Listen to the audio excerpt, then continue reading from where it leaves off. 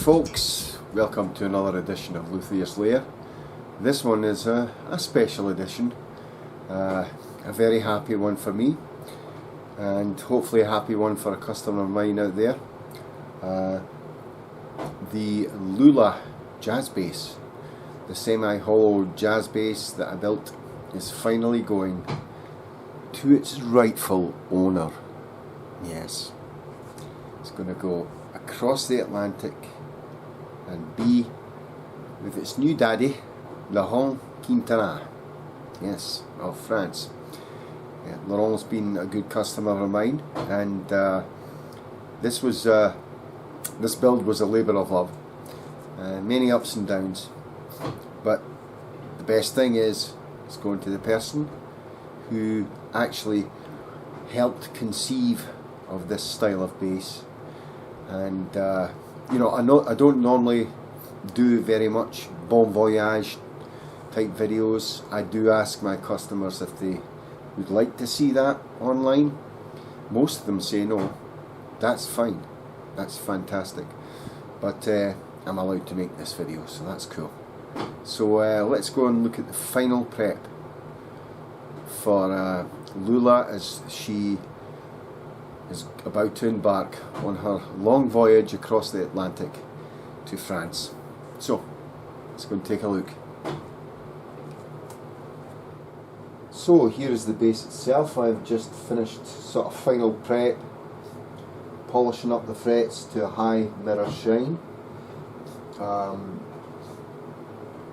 getting the body polished. I took off the bridge guard, or ashtray as they call it here. But here, it's a nice Jazzbass bridge guard that comes with the bass. Yeah, so what is there to say about this bass? Okay, let's have a closer examination of the body. Okay, there's the Lula body in all its glory. Let's put on some more light here, that's better. Yeah, that's good. So let's go over the circuitry first. If you recall, what we have here is, this is master volume up here. Okay, these are all stack pots. That's master volume. This is bridge and neck pickup balance. So back here is the bridge, but forward that way is the neck, and then it's got a centre detent, of course, and that equalises out the bridge and neck pickups, or both pickups. This stack pot here is high middle frequencies. You're talking 500 to 800 hertz there with a centre detent. And this one, the bottom one, is low mid frequencies, which is roughly 200 hertz to 500 hertz. That's what that's for. This one, of course, would then be treble and bass tone shaping. Okay, so the top one's treble, the bottom one's bass. Okay, and this one here is if you put everything, let's ignore this stack pot right now. You centralise this one and centralise this one into the centre detents, that one and that one. That puts it into a passive mode just by doing that, and then you adjust this one for master tone. So you get master tone, master volume and pickup blend. If these two are centred, then you've got a standard Jazzbass sound.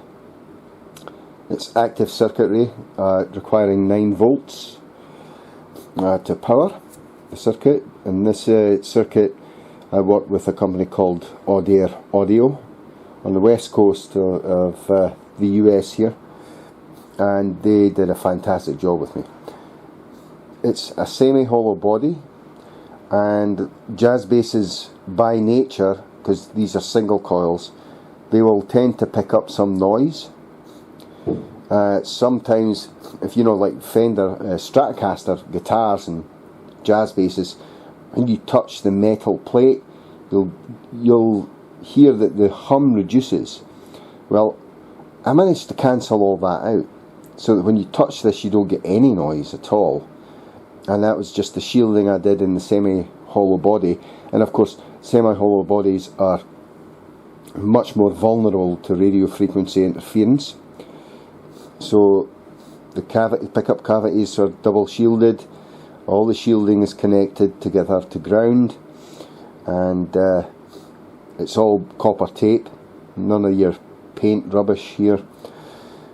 The pickups are Seymour Duncan quarter-pound jazz bass pickup set. They can be used passive or active. So when you put it in the passive mode, it sounds like a jazz bass. Put it in the active mode, it sounds more like maybe a Fender Sire jazz bass that Marcus Miller would play, something like that. The bridge is a high mass hip-shot kick-ass, 4-string bridge with the normal 5 Fender bridge mounting holes in there. These 2 holes here are for the, of course, the bridge cover, which goes about there, and up, which will ship installed. But then, if you want to take it off to adjust the bridge and stuff like that, just take it off, put the screws back in so you don't lose them. That's usually a good thing. The inside of the F hole has been painted black. That was fun. And of course, standard pick guard. This one is a white mother of pearl pick guard with shielding, copper shielding on the back of it, and that's also connected to ground. So that's the body, and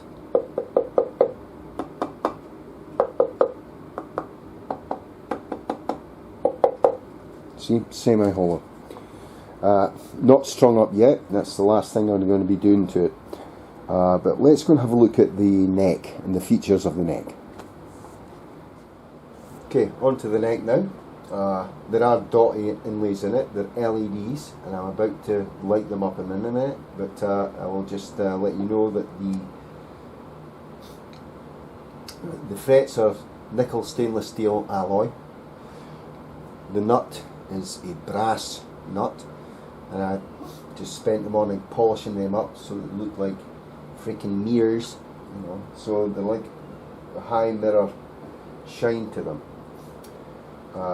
Yeah, the fingerboard is rosewood, and it has been stained and has had also 3 coats of boiled linseed oil on it, and then just buffed up. So it's got a beautiful silky smooth feel to it. Okay, the dot inlays are LEDs. They are 3mm LEDs, and that was the specification from La Hans, who wanted more subtlety instead of big huge 5mm LEDs in there. And there you go, that's the LEDs on. You can see the over 12th fret marker there, and 15, 17, 19, 20, it's a 21 fret jazz bass, as you can see there. Sorry, there you go. Down here we have the truss rod cover. The truss rod adjustability is at the heel of the neck, using a 4mm hex wrench with a dual action truss rod in there. Another thing I'd like to say about the neck is its profile, which is actually very similar to the standard jazz bass. However, it is narrower at the nut. I don't know if I'll be able to get this on camera, but here you go. See, that's very thin there. And the volute on the bass, that's where the neck runs into the headstock. As you can see, it's a sloped volute. It's not a one of those heart-shaped type volutes. It's a rounded off volute, and the serial number is laser engraved on the back. The tuning heads on the headstock are Fender vintage tuning heads, and if we turn it round, we'll talk more about the headstock. The headstock, as you can see there, I think, yep, is not a standard Fender headstock, because that's the only thing they patented, really. That's the thing they hold a copyright on, and if you copy it exactly and then go sell it, they can sue you. So I'd rather that not happen to me. Yes, indeed. So I designed my own headstock for this particular model, and the model number actually for the bass is the JB1-T, and I built 2 or 3 JB1-Ts, but none that were semi-hollow bodied, and none with this particular headstock. And you can see there the name Lula laser engraved into the headstock. What we do have is the neck construction is of maple, rock maple, but the headstock has an oak veneer on it, just to give it some sort of antiquity type deal going on, you know, sort of antique look about it, which I think turned out really well. And of course we have a standard string tree or string retainer in there. So that's the neck. It's I must admit. And I finished the neck with tongue oil, and then I buffed it down so that it's a semi-satin, nearly matte finish, and will not stick even if your hands sweat. You'll be able to play fast on it, or you'll have mobility around the neck. So, you know, that was very important to me, that I'd have that sort of feature in the bass for playability. So that's the bass itself. Now, let's string it up, do one last setup, and then have one last play at it. Of course I'll have to polish it again after playing it. So do I want to play it? Of course I do. I want to check it out before it leaves. Okay, so let's go string it up. Yeah, I forgot to mention, before I string it up, I will be supplying a few little goodies with this bass. You know, Ronald's bought from me before, so he has all the stuff that I gave him before, but I'm going to give him some extra stuff with this bass. So you know, I'm not going to reveal what it is. I might reveal later, but he's going to have a whole lot of fun, that's for sure. Yeah, so let's get on with stringing up.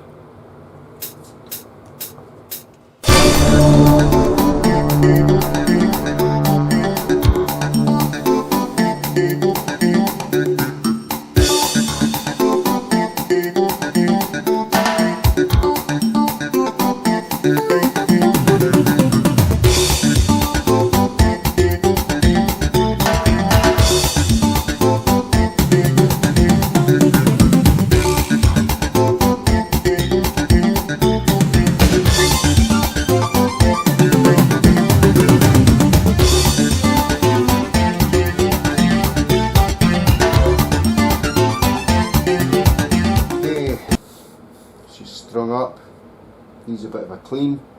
Now the good thing about these audio circuits, I don't know if you'll see this when you plug it in, a little blue LED here, it's kind of hidden here, lights up to tell you the status of the battery. If it lights up blue, you're fine, and then it goes off. If it lights up kind of red, then you need to change your battery, so that's a good feature. So I'll put it in. I don't know if you'll see it flash. Watch down here. Yeah, didn't see it flash. You see that? Yep. Do it again. Yeah. Let's put this across here so you can actually see what I'm talking about. It's a good feature. I really like it. Let's unplug this again. Okay, so we plug in, you're watching here, it's right there, there you go. So that's good, that's a good thing. Let's put it back here again. Sorry about this, it's awful camera work. Where's my production team when I need it? Okay, so it's plugged in. I'll switch on the crappy bass amp, and as you see, no noise really coming from when I touch that, which is kind of common with jazz basses. A lot of shielding going on there, and I did a special thing with the wires, the hot wires coming from the pickups, because these quarter pounders put out a lot of power, so it's good to have the bass tuned down a bit. I put ferrite cores around the leads. That stops a lot of RF. Also, there is an adjustment inside the plate for gain for the pickups, but if you turn up the gain, you're going to get a lot of noise. So I minimise the gain on that, and let's see. I mean, the purity of note on this bass is astounding.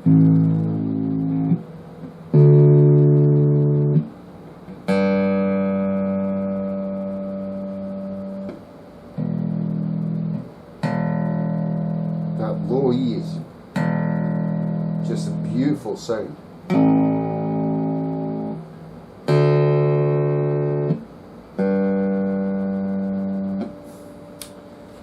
LEDs are still working, so you know what, I'm just going to run through this. It shouldn't need much of a setup at all.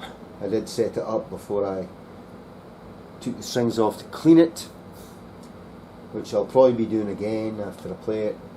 But yeah, I'm going to give it a quick check over, and if all is well, the next segment will be just showing it off, basically. Okay. Shots.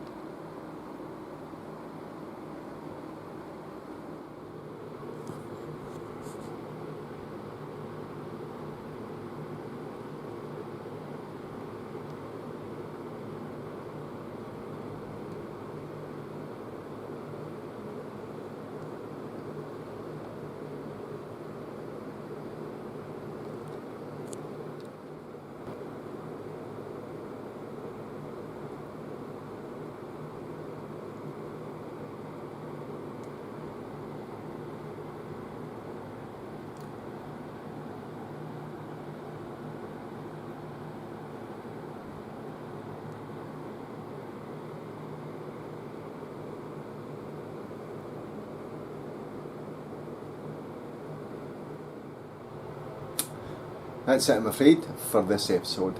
The Voyager, that band from the late 70s, or Voyage, yeah, Steve Blackwell, I think. Anyway, I can't remember. Yeah, that's about it for this episode. Sorry for rambling. Kind of excited for this bass to get going across the Atlantic there to its rightful owner. Yeah, I'm not gonna play it. I did a quick setup on it. It's fine.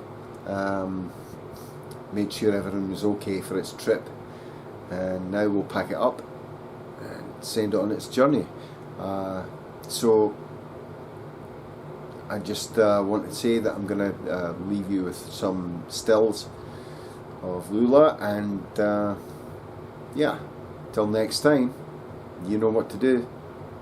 Stay safe, be good. Catch you next time on the Luthier's Lair. Carry down your custom basses, my friend. Take care, everyone. Thank you very much for watching. If you haven't already, then please subscribe to my YouTube channel if you like what I do. If you don't, then don't subscribe. Give me a thumbs up if you enjoy the content. Really helps me along, you know. And till next time, cheers. Thanks for watching, folks.